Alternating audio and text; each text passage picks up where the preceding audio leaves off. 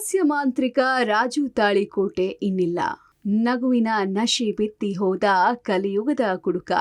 ಮಣ್ಣಲ್ಲಿ ಮಣ್ಣಾದ ವಿಶಿಷ್ಟ ಶೈಲಿಯ ಮಾತುಗಾರ.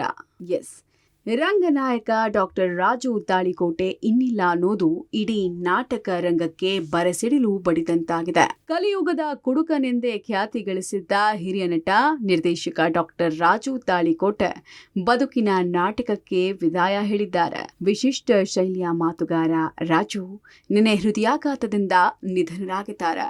ನಿನ್ನೆ ಶೈನ್ ಶೆಟ್ಟಿ ನಟನೆಯ ಶಂಕರಾಭರಣ ಸಿನಿಮಾ ಚಿತ್ರೀಕರಣದಲ್ಲಿ ಭಾಗಿಯಾಗಿ ಸಂಜೆ ವಿಶ್ರಾಂತಿ ಪಡೆಯುವ ವೇಳೆ ಹಠಾತ್ತನೆ ಹೃದಯಾಘಾತ ಸಂಭವಿಸಿ ಕೊನೆಯುಸಿರೆಳೆದಿದ್ದಾರೆ. ನಮ್ಮ ಮ್ಯಾನೇಜರ್ಗೆ ಫೋನ್ ಮಾಡಿದ್ದಾರೆ, ನನಗೆ ಉಸಿರಾಡಕ್ಕೆ ಸ್ವಲ್ಪ ಕಷ್ಟ ಆಗ್ತಾ ಇದೆ, ಒಂಚೂರು ಹಾಸ್ಪಿಟಲ್ ಕರ್ಕೊಂಡು ಹೋಗ್ಬೇಕು ಅಂತ. ಇಮಿಡಿಯೇಟ್ಲಿ ಹೆಬ್ರಿ ಹತ್ರ ಇರುವಂಥ ಹೆಬ್ರಿ ಹೆಲ್ತ್ ಕೇರ್ ಅನ್ನುವಂಥ ಹಾಸ್ಪಿಟಲ್ ಕರ್ಕೊಂಡು ಹೋದ್ವಿ. ಅಲ್ಲಿ ಹೋಗ್ತಿದ್ದಂಗೆ ಆಲ್ಮೋಸ್ಟ್ ಅವ್ರ ಪಲ್ಸ್ ಫುಲ್ ಡೌನ್ ಆಗಿಬಿಟ್ಟಿತ್ತು. ಬಟ್ ಇಮಿಡಿಯೇಟ್ CPR ಎಲ್ಲ ಮಾಡಿ we got is pulse back. ಅದರ ನಂತರ ಇಮಿಡಿಯೇಟ್ ಮಣಿಪಾಲಕ್ಕೆ ಕರ್ಕೊಂಡ್ಬಂದ್ವಿ. ಅದರ ನಂತರ ಅವ್ರ ಫ್ಯಾಮಿಲಿಗೆ ಇನ್ಫಾರ್ಮ್ ಮಾಡಿದ್ವಿ ನಾವು. ಅವರು ಇವತ್ತು ಮಧ್ಯಾಹ್ನ ಒಂದು 2 ಗಂಟೆ ಅಷ್ಟರಲ್ಲಿ ಬಂದಿದ್ದಾರೆ. ಇವ್ರ ತಮ್ಮ ಒಂದು 5:45 ಅಷ್ಟರಲ್ಲಿ ಅವರು ಇಲ್ಲಿಗೆ ರೀಚ್ ಆದ್ರು ಬೆಳಗಾವಿಯಿಂದ. ಅವರ ತಮ್ಮ ಬರ್ತಿದ್ದಂಗೆನೆ ಅವ್ರ ಕೊನೆ ಹೆಸರನ್ನ ಹೇಳಿದ್ರು. ರಾಜು ತಾಳಿಕೋಟೆ ಜೀವನವೇ ಒಂದು ಅಚ್ಚರಿಯ ಬದುಕು. ಬಹಳ ಸರಳವಾಗಿ ಸಹಜವಾಗಿ ಬದುಕಿದ್ದ ರಾಜುಕೋಟೆಯ ನಿಜ ನಾಮ ರಾಜೇ ಸಾಬ್ ಮುಕ್ತಂ ಸಾಬ್ ಯಂಕಂಚೆ. ಮುಕ್ತಂ ಮತ್ತು ಮೆಹಬೂಬ್ ದಂಪತಿಯ ಪುತ್ರ. ಇಸ್ಲಾಂ ಧರ್ಮದವರಾದರೂ ರಾಜು ಅಂತಾನೆ ಖ್ಯಾತಿ ಪಡೆದಿದ್ರು. ಇದೀಗ ಇಬ್ಬರು ಪತ್ನಿಯರು 5 ಮಕ್ಕಳನ್ನ ತ್ಯಜಿಸಿ ಹೊರಟಿದ್ದಾರೆ. ನಮ್ಮ ಧರ್ಮದ ಪ್ರಕಾರ ಇದು ಸಿಕ್ಸಿಂದಿಗೆ ಅಂತ ಐತ್ರಿ. ಇಲ್ಲಿಂದ 3 ಕಿಲೋಮೀಟರ್ ಆಗ್ತದೆ. ಅಲ್ಲಿ ಖಬರಸ್ಥಾನ ಐತಿ. ಆ ಖಬರಸ್ಥಾನ ಸಾಮೂಹಿಕವಾಗಿ ನಾವು ಅಂತ್ಯಕ್ರಿಯೆ ಮಾಡೋದು ಸಮಾಜದ ಹಿರಿಯರು ಎಲ್ಲರೂ ಕೂಡಿಸಿ, ಸಂಬಂಧಿಕರು ಕೂಡಿಸಿ ಇದೊಂದು ನಿರ್ಣಯ ತೊಗೊಂಡಿವ್ರಿ. ತೋಟದಲ್ಲಿ ಪಾಠದಲ್ಲಿ ಇದು ಇಲ್ರಿ. ಇಲ್ಲಿ 2 ಗಂಟೆವರೆಗೆ ಪಾರ್ಥಿವ ಶರೀರನು ಅಂತಿಮ ದರ್ಶನಕ್ಕೆ ಇಡ್ತೇವೆ ರೀ. ಇದು ಆದ ನಂತರ ಮುಂದಿನ ಇಲ್ಲಿ ಮದರ್ಸಾ ಐತ್ರಿ. ಅಲ್ಲಿ ನಮ್ದು ಪ್ರಾರ್ಥನೆ ಮಾಡ್ಕೇಸಿ ಮುಂದೆ ನಮ್ಮ ಖಬರಸ್ಥಾನಕ್ಕೆ ಹೋಗಿ ಅಂತ್ಯಕ್ರಿಯೆ ಮಾಡ್ತೀವಿ. ರಾಜು ತಾಳಿಕೋಟೆ ಅಂತಿಮ ದರ್ಶನ ಪಡೆದ ಕಲಾವಿದರು, ಪಾರ್ಥಿವ ಶರೀರದ ಮುಂದೆ ಬಿಕ್ಕಳಿಸಿದ ಸಹ ಕಲಾವಿದರು. ಎಸ್, ಯುವ ಪೀಳಿಗೆಗೆ ನಾಟಕದ ಅಭಿರುಚಿ ಹೆಚ್ಚಿಸೋಕೆ ಸ್ವತಃ ರಂಗಮಂದಿರವನ್ನ ಕಟ್ಟಿದ್ರು. ಧಾರವಾಡದ ರಂಗಾಯಣದ ನಿರ್ದೇಶಕರಾಗಿದ್ದ ರಾಜು ತಾಳಿಕೋಟೆ ಇಡೀ ರಾಜ್ಯಾದ್ಯಂತ ಸುತ್ತಿ ಹೊಸ ತಂಡವನ್ನು ರಚಿಸಿ ನಾಟಕ ಅಭಿಯಾನ ಮಾಡಿಸ್ತಾ ಇದ್ರು. ಇವರು ಕೇವಲ ರಂಗಭೂಮಿ ಅಷ್ಟೇ ಅಲ್ಲದೆ ಸಿನಿಮಾ ರಂಗದಲ್ಲೂ ಅಭಿನಯಿಸಿ ಸೈ ಅನ್ಸ್ಕೊಂಡಿದ್ರು. ಇವರ ನಟನೆಗೆ ಹಾಸ್ಯ ರತ್ನಾಕರ, ಹಾಸ್ಯ ಸಾಮ್ರಾಟ, ಕಾಮಿಡಿ ಕಿಂಗ್, ಕೆಸೆಟ್ ಕಿಂಗ್ ಎಂಬೆಲ್ಲ ಬಿರುದುಗಳನ್ನ ಮೂಡಿಗೇರಿಸಿಕೊಂಡಿದ್ರು. ಇನ್ನು ಹಾಸ್ಯ ನಟ, ರಂಗಾಯಣ ನಿರ್ದೇಶಕ ರಾಜು ತಾಳಿಕೋಟೆಯ ಪಾರ್ಥಿವ ಶರೀರವನ್ನ ಧಾರವಾಡ ರಂಗಾಯಣದಲ್ಲಿ ಅಂತಿಮ ದರ್ಶನಕ್ಕೆ ಅವಕಾಶ ಮಾಡಿಕೊಡಲಾಗಿತ್ತು.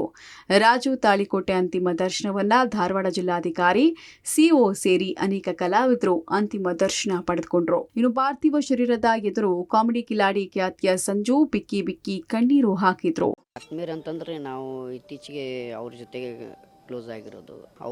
ಅವರ ಕಂಪ್ನಿಯಲ್ಲಿ ಒಂದಿಷ್ಟು ನಾಟಕಗಳು ಅವರು ಕಡಿಮೆ ಮಾಡಿದ ಮೇಲೆ, ಸಿನಿಮಾ ಇಂಡಸ್ಟ್ರಿಗೆ ಹೋದ್ಮೇಲೆ ಅವ್ರ ಕಂಪ್ನಿಗೆ ಅವರ ಮಕ್ಕಳು ಅಂದರೆ ಬಶೀರ್ ತಾಳಿಕೋಟೆ ಅವರು, ದಾವುಲ್ ತಾಳಿಕೋಟೆ ಅವರು ಅವ್ರ ಕಂಪ್ನಿಗೆ ನಮ್ಮನ್ನು ಕರೆಸಿ ಪಾತ್ರ ಮಾಡಿಸ್ತಿದ್ರು. ಆವಾಗಿನ ಟೈಮಲ್ಲಿ ಅವರೆಲ್ಲ ಕ್ಲೋಸ್ ಆಗಿ ಆವಾಗಿನ ಟೈಮಲ್ಲಿ ಮಾತಾಡ್ತಿದ್ರು. ನನಗೆ ತಿಳುವಳಿಕೆ ಇದ್ದಾಗಿಂದ ಅವ್ರ ಕ್ಯಾಸೆಟ್ ಕೇಳಿಕೊಂಡು ಅವರ ನಟನೆ ಅವೆಲ್ಲ ನೋಡ್ಕೊಂಡು ಬೆಳೆದವ್ರು ನಾವು ಆಶಾ ಚಿತ್ರರಂಗದೊಳಗೆ. ನಮಗೆ ಸಿನಿಮಾ ಇಂಡಸ್ಟ್ರಿಗೆ ಹೋಗಿದ್ದ ಕಾರಣನೇ ಅವರಿಂದ ಅನಿಸುತ್ತೆ. ಉತ್ತರ ಕರ್ನಾಟಕದಿಂದ ಒಂದಿಷ್ಟು ಜನ ಕಾಮಿಡಿ ಆರ್ಟಿಸ್ಟ್ಗಳಾಗಿರ್ಬೋದು, ಹೀರೋಗಳಾಗಿರ್ಬೋದು, XYZ ಯಾರೊಬ್ಬರು ಕಲಾವಿದರು ಹೋಗ್ತಿದ್ದಾರೆ ಅಂತಂದ್ರೆ ಅವ್ರು ಹಿರಿಯ ಕಲಾವಿದರಲ್ಲಿ ಬೆಳೆದು ಬಂದಿದ್ದಾರೆ, ಅಲ್ಲಿ ಮಾಡಿ ಬಂದಿದ್ದಾರೆ ಅಂತಂದರೆ ನಮ್ಮ ಸ್ಫೂರ್ತಿ ಅವರೇ ಆಗ್ತಾರೆ. ರಾಜು ತಾಳಿಕೋಟೆ ಅಂದ್ರೆ ನಾನಂದ್ರೆ ರಾಜು ತಾಳಿಕೋಟೆ ಈ ಥರ ಒಡನಾಟಿಗಳು. ಇಬ್ಬರು ಸ್ನೇಹಿತರು, ಬಾಲ್ಯದಿಂದನೂ ಸ್ನೇಹಿತರು. ಯಾವಾಗಲೂ ನಮ್ಮ ಪಾತ್ರದಲ್ಲಿ ಅವನೊಂದು 3 ದಿನ ಮಾಡಿದರೆ ನಾನು 3 ದಿನ ಪಾತ್ರ ಮಾಡ್ತಿದ್ದೆ.